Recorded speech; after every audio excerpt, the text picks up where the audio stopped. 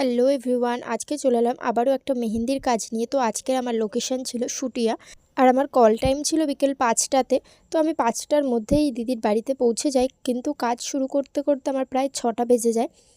যেহেতু কাজটা শুরু করতে আমার অনেকটাই লেট হয়ে গেছে, আমাকে আবার বাড়িও ফিরতে হবে, সেই জন্য আমি কোনো ভিডিও ক্লিপ নিতে পারিনি। তো যেটুকু নিয়েছি সেটুকুই তোমাদের সাথে শেয়ার করলাম। এটা ছিল দিদির ফ্রন্ট সাইডের ডিজাইনটা, আর ডিজাইনটা কিন্তু ছিল পুরোটাই রাজস্থানি হেনার ওপরে, আর ব্যাক সাইডের ডিজাইনটা ছিল ঠিক এইরকম।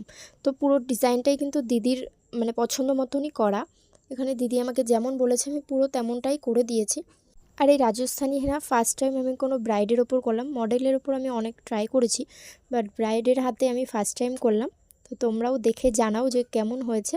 আমার সেকেন্ড ব্যাচ অলরেডি স্টার্ট হয়ে গেছে। তোমরা যারা থার্ড ব্যাচে অ্যাডমিশন নিতে চাইছো যোগাযোগ করতে পারো আমার সাথে।